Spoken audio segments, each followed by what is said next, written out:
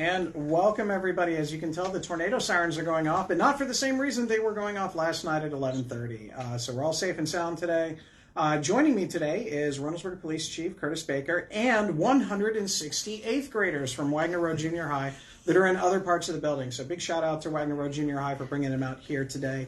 A lot of students went out to their 8th grade field trip, and those that didn't get where the real action is right here at City Hall. So how you doing, Chief? Great, thanks for having me. No problem. I know this is a topic that never comes up, but traffic, for instance, you know, specifically speeding and things like. What are some of the common issues that RPD is seeing when they're out on the road? We've gone these traffic blitzes and things like that. What are you guys seeing for the most part out there? Yeah, well, we do see a lot of the traffic violations that our citizens are seeing. As you know, that is the number one complaint we get from citizens, the number one request. I know my office gets those requests, your office gets those requests. So we are constantly talking about what we can do to address those issues. So I always like to give some stats to let the community know what we are doing and that we are doing some things to address those issues. So far in 2024, our team has addressed 3,027 traffic violations. 1,033 of those have resulted in citations. So the question always is, what are the top violations? So I found those, and I'm going to read these so I get them in order. But speed is our number one violation. Overwhelmingly, that is typically what you'll see a citation issued for. The second one is expired plates. The third one is driving without a license. The fourth one is traffic control devices. So those are the stop sign complaints we get, the red light complaints. And the last one would be marked lanes. That would be the passing using the center turn lane, drifting out of your lane, those types of violations. We often talk about what we can do to address these situations. We have traffic control or radar signs that we put up in neighborhoods, and a lot of it revolves around enforcement. And so, as you know, we kind of got to work within our resources to address these issues, and sometimes the complaints outnumber the resources that we have. So, we came up at the beginning of the year of a way to address that, and that's through these traffic blitzes that we do each month. And so we started that in 2024. We at least do once a month. We'll see how effective they are. We may increase them. But from our community, from what I'm seeing, they've been widely accepted from our community that they want us doing that. So that's what we're doing. For those listeners that listen to your show, I want to give a bonus here. We are having a traffic blitz coming up soon. So within the next week or so, we will have one. So a bonus for your listeners out there. You have been warned. See, there's a reason why you should always watch the show. My favorite story from the last week and a half, I think the last one you did, is someone who had expressed their concerns about a stop sign and always people running a stop sign. And then in this last traffic blitz, that very same individual was caught running through a stop sign. Yeah, so we see that often when we are in neighborhoods, and a lot of times we are complaint driven. So we go to the areas where we see that there's problems, where there's complaints, and more often than not, we usually stop the person that's complaining in the neighborhood, and we find that kind of humorous at times. There's a little bit of irony with that. So kind of moving away from the traffic thing, which again, I always joke, I mean, the laws have not changed. Stop signs and red lights are no longer, they're not optional. You still have to stop there, and speed limits are not just suggestions, they're actual hard caps. But I know that every community, has issues. But what I wanted to know is, a number of agencies have had a lot of difficulty staffing police officers. Reynoldsburg has been kind of at the forefront of being able to maintain and keep that higher level of officers. Obviously, we know that a lot of that has to do with your leadership and the deputy chief and the community that we have, and the dedication of our officers to kind of make it a place that everybody wants to go. But what is it that when you're if you're sitting down trying to recruit somebody, what are you telling people? Hey, this is why you should come to Reynoldsburg. Yeah, so police staffing, and this is not an exaggeration, it's a crisis in the nation. There's bigger agencies that are down hundreds of people. I don't know a local agency that's fully staffed here in Central Ohio. So we are currently looking at ways to stay ahead of the trend. And what we found is we need to be faster, more efficient in what we do. And we've taken a citywide approach to that. So we work with, City Hall, we work with civil service, and then within the police department to make our hiring process as efficient as we can. My pitch to new officers is that we have a little of everything. So while we are a suburb, we have a little bit of crime here and there, so you're not going to be doing nothing, which is a bad thing for you maybe, but as a police officer, you want to show your worth. But we are very supported by the community, by City Hall. by our elected officials. So we provide the tools that they need to get the job done. And I think the appreciation is shown from City Hall, from elected officials, and from our staff that we know what they do is important to the success of the city, and that's what we want to tell the candidates that are in our process. A few numbers for you, because everybody always asks about numbers. Yeah. When I started here in 2018 and you came shortly after, we had 61 full-time police officers in the city of Reynoldsburg. We currently have 70. We are funding 73 this year. We have currently given a conditional offer to one, which will put us at 71, and we'd like to reach 73 by the end of the year. So we are doing really well in staffing, but it is a struggle and it's a challenge that my team has done a great job in addressing here in Reynoldsburg. Because we've just had 2 recent retirements too. Yes. And so it's not like people are leaving. I mean, these are 2 officers that have been here for quite some time.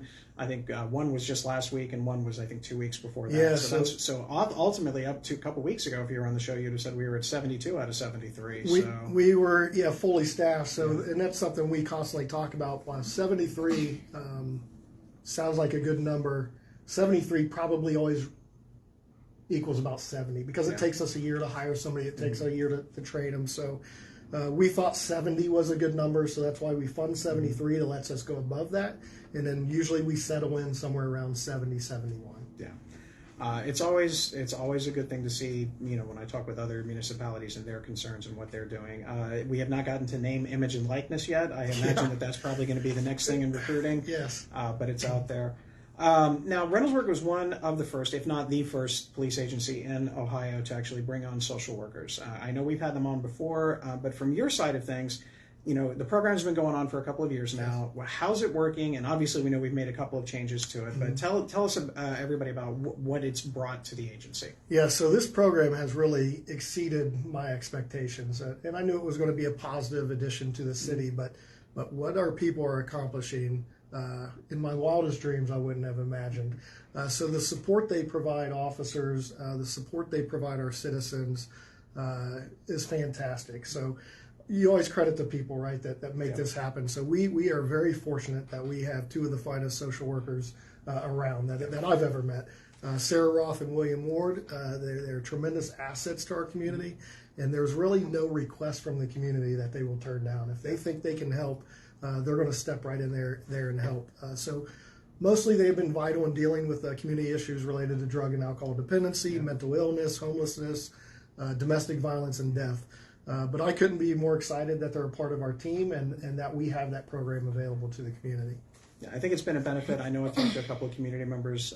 One was bringing up how their mother was suffering from hoarding and just had and they were getting a runaround with some agencies, and both Sarah and William, they were able to kind of cut through some of the red tape on that and get them the help that they needed, which was nice because that's not something that you normally think about. And to be honest with you, and you can tell me if I'm wrong, that's not what when you go to the academy, there isn't a class on how to deal with hoarding situations. I mean, as far as how to find services for it. So I think that's the big thing that I always talk about is it's the things that police officers do that they're well trained at and they do their part.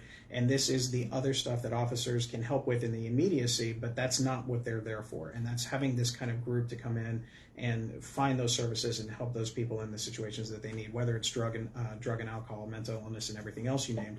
It's definitely something that I think every agency should use, and I know a few of them have started, picking up on what we've done. So right, they'll see the value in the program. It saves officers a tremendous amount of time, and it does provide a better level of service to those in need that a police officer is not trained to. They don't know the resources, so it's been really great. Now, this is my favorite question that I've started asking people. It's easy for us to tell everybody about what's going on in that, but is there anything that you wish the community knew about our police officers that they might not know? Because in all honesty, let's put it, for the most part, most of our community doesn't really deal with you that often, and I'm sure they're perfectly happy to keep it that way. Yeah. But what is it that you wish they knew about your officers? So one, my opinion is that we have the finest police department in the state, and we've come a long way, and we've done a lot of work to do that, to build trust in the community. And that always goes back to the people, right? So the main thing is, and we hear this all the time when people come through our Citizens Police Academy, is for some reason when they see us in this uniform, They forget that we're just normal human beings and we're ordinary people.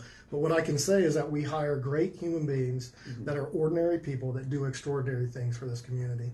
They do a lot of things that the normal citizen wouldn't do and isn't expected to do. So, you hear the thing when there's gunfire, most people run away when the police run in. And so we see that all the time. And I'm just proud to be a part of this agency and proud to work with the people that I work with. But we're just normal human beings. Yeah, no, well said.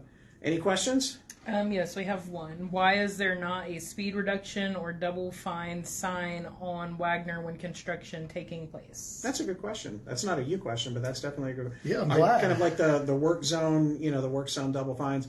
That's a good question. I don't know why they're not out there, but we'll make sure and get that taken care of right away. Yeah, that would be something we'll check with City Attorney Shook on and see what the legalities are behind that with the temporary zone, and maybe that's something we look forward to. I mean, I know that depending on social media and some kind of unconfirmed reports, there have been a number of cars that have traveled on Wagner Road that have gone past the road closed because apparently the signs are not big enough. And they've kind of bypassed and they're still driving southbound and the northbound only. So, which is part of the reason why we had to make some of those changes. So, and just for awareness, because we are often getting questions about traffic related to the construction and what we are doing. Me too. So we are increasing patrols in those areas. We're making those areas a priority. So you will see officers up there, and there's going to be less of a chance for discretion in those areas. Yeah. Because the speed is so important that we reduce speed in those neighborhoods. Yeah, I mean, the biggest thing that I didn't want to see is all of a sudden getting a phone call from you at some point throughout the day and say, hey, a school bus was hit head on because somebody was traveling southbound while a bus was going northbound. Right. So for those of you that are challenged geographically, southbound is heading towards Main Street, northbound is heading towards Broad Street. So one more question. Has there been any additional consideration of AEDs in police cruisers? We have talked about it, and it's something that I think that we can do. It's just a question of what the training is and things of that nature. I don't even know if that's a contractual item or if that's just a equipment issue. No, it's an equipment resource issue. There has been discussion of working with Truro Township and maybe some of the equipment that gets cycled out of Truro. What a lot of people don't realize is they think the police could be there quicker. That initial call does not come into the police department a lot of times. Those are two separate dispatch centers. So a lot of the calls for service that are in Reynoldsburg actually are answered in Gahanna at a regional dispatch center. So they do not come into the Reynoldsburg Police Department. So we're not necessarily going to be the first ones on scene because of the way the dispatch center is set up. And you want medics to get there a lot quicker than police, but it's not off the table for us. Well, thank you very much. You're more than welcome, as always, to stay, but if you have 160 eighth graders to talk to at some point today, you're more than welcome to head on back So over. our building is busy today because of the tour, so I would love to stay, but I think I'm going to get out of here today. I figured as much. Well, thank you very much for coming in, Chief. Thank you, Mayor. I appreciate it. So a lot of other things going on in addition to Wagner Road. We'll kind of go with our usual school update. We have School Recognition Week this week. It is Teacher Appreciation Week, and I believe yesterday technically was an official Teacher Appreciation Day. But we also have on May 6th School Board Bus Driver Appreciation Driver Day, and then May 8th is School Nurse Day. So today, thank you to your school nurses out there getting kids out of classes and tests for years and years and years, so we appreciate it. Want to give a real good shout out and best of luck to Technical Difficulties, our robotics team for Reynoldsburg. They're headed to the state championships. Yes, you heard that correct. I mean, we've got a lot of people going to state championships this year, but our robotics team is out there, and it's not a long drive. It's actually just at Worthington Kilbourne High School, so not too far away. It's going to start at 8 a.m. on Saturday morning, and it could last as late as 6 o'clock, but it's at the Worthington Kilbourne High School. If you want to check that out, go ahead and look at the page. I do know that they're always looking for some snacks and things like that to keep the energy going. So if you'd like to go ahead and provide those, go ahead and reach out to the robotics team.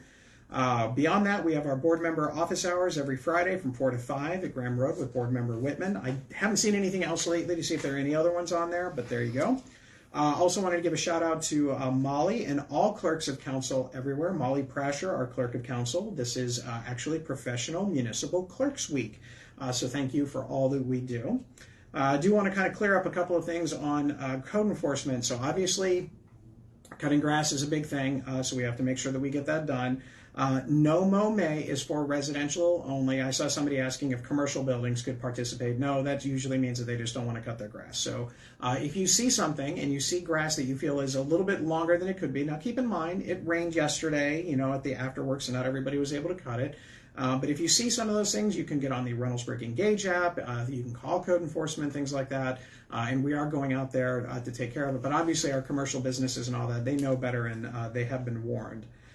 We also have, again, the Wagner Road update. Again, as you heard me talk about a little earlier, the biggest change why we extended where the lockdown on the roads were is due to a number of cars traveling southbound beyond the road closed area. I have no idea how people are doing that. I know they are.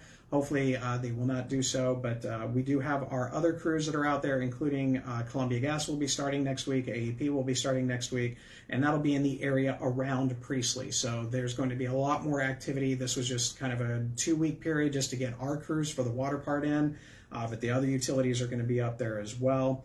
So keep an eye out for AEP pole relocation as well as Columbia Gas. And there was a really cool question on there, and I think it might have been kind of making fun of us a little bit here, but we can't wait to see what project and roads they're going to ruin next. Well, I'm here to tell you what the plan is. We actually do have a plan about what roads need to be done, and I'm talking your big major roads. I'm not talking about your individual courts and things. We have a separate one for that. So obviously in 2024 and 2025, Wagner Road is going to be the focus. In 2026, it's going to be Summit Road between Main Street and the school district, the schools. And then hopefully, depending on how some grant funding and some applications work out, Bryce Road is targeted for 2027. And then after that, we're going to have to wait and see. I don't know if Graham Road is one that is going to require a major overhaul. I think that might be something that we can do otherwise. But obviously our residential streets are out there as well. But primarily the big projects, the ones that we get the majority of our grant funding for, those things kind of go out to other areas. But your local residential roads are a little bit different. So yeah, I do have it planned out through 2028 at this point. So we also know that a lot of that can change depending on if the CODA Link Us initiative for the rapid transit bus lines goes through this November. That could change how some things happen. So we'll have to wait and see what that comes in. But I asked a couple weeks ago, and I didn't really get too much of a feedback, so I'll ask yet again if there's any interest out there for Reynoldsburg to host a CODA Link Us Bus Rapid Transit Town Hall. I know we had a presentation at council, and I know there'll probably be things moving forward, but if you'd like to see something like that more organized, please let us know. Speaking of town halls, we have a new one. Our tennis/pickleball town hall is actually scheduled for May 14th. That's next Tuesday. So I want to talk about that for a second. Originally, when this whole thing started about 1.5 years ago, when we were doing the budget season, Donna Bauman, the parks director, and I sat down and talked about the tennis courts here at JFK. We knew that they are getting to the point where we need to do a complete rehab of that area. So it was one of those things. We could put a little money in and fix them kind of, or we could wait and do a major overhaul at a later date. And so we decided to go for the major overhaul because it's not going to be a cheap thing. But we also looked at the concerns that a lot of residents have brought to us about pickleball.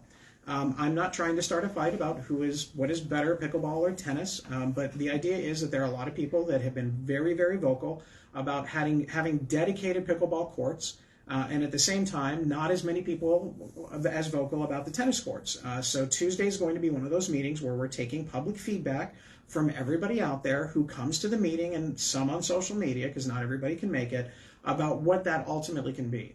There's still going to be tennis at JFK, and there is probably going to be pickleball at JFK on those courts. The question is going to be how much of each. Is it going to be, 8 pickleball, 1 tennis, 2 tennis, 4 to 6 pickleball? That's what we're going to have a conversation about, and we want to hear the feedback because ultimately we want it used as much.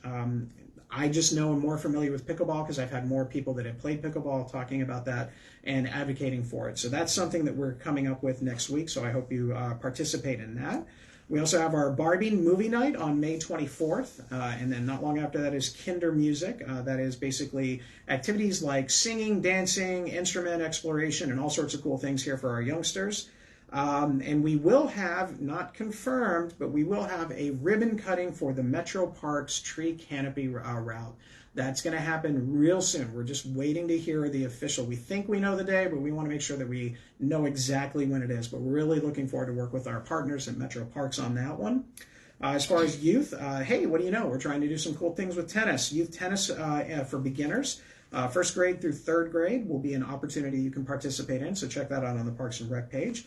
And we do have a Brazilian soccer camp at Civic Park this July from the 22nd to the 26th. It's not part of Parks and Rec, but you can find the information there. It's an opportunity for 4 to 16-year-olds to play at a different level.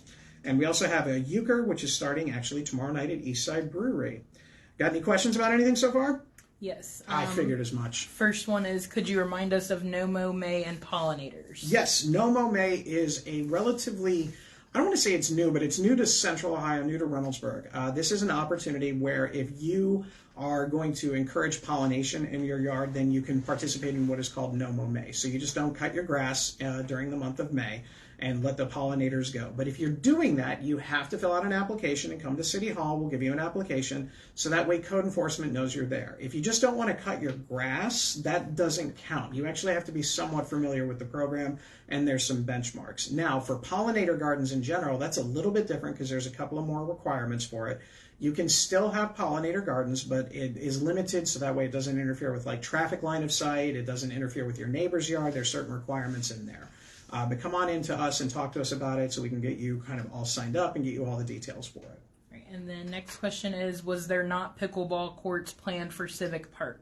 There actually are some things, but that's kind of, it's an influx thing. Everybody wants a little bit of something different. There were talks about basketball, there were talks about pickleball, there were talks about tennis. I think we moved away from tennis at Civic in general just because, again, we have not had the same amount of requests for it. But at the same time, we also know that pickleball at Civic Park is a number of years off just because of the amount of money that it is going to cost for the entirety of Civic Park.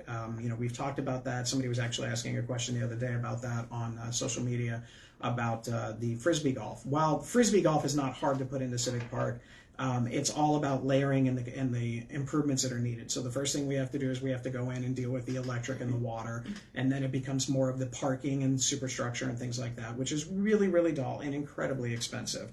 So until we can secure where our funding is coming from that, we have to hold off on some of the other stuff because we don't want to build a Frisbee golf or a pickleball court and then have to tear it down, alter it, move it, something like that later on. We're trying to be a little bit more planned out for those things.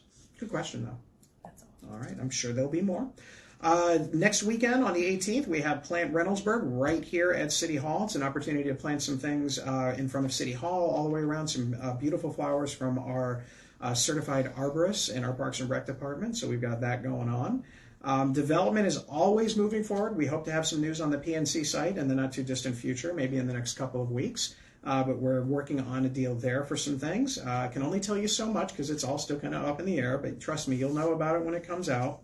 But we're also looking forward to the Trivium site at the corner of Main and Lancaster. They're hoping to open up sometime in June. So for all of you waiting for your Brewster's ice cream and your coffee, and I know there's going to be a dentist shop and all sorts of things, that'll be there as well. So that's going to be a lot of fun. Tomato Festival, want to make sure that we kind of announce a little bit for the Thursday night. I know we gave Friday and Saturday night, but Thursday night we have kind of a local band that you may have heard of, Reelin' in the Years. They performed at Prost a couple of times and they're around, so they're going to be kicking things off on that Thursday night, followed by 52nd Street, which is the music of Billy Joel, will be there. And then to really kind of amp things up a little bit, moving from Billy Joel to Captain Fantastic, which is Elton John kind of a tribute band. So we're really looking forward to that. I'm sure there's going to be a lot of creative costumes for that one as well. So that will be on Thursday night. And I do have another serious question to ask. I know I asked a few weeks ago about the pizza challenge thing, so we got some good suggestions for that. Now I'm asking for the dunk tank. So every year we do a dunk tank. And usually I participate. Last year I was out there saying, hey, this is your chance to get back at me for Main Street, and it created a lot of money for some of the local groups.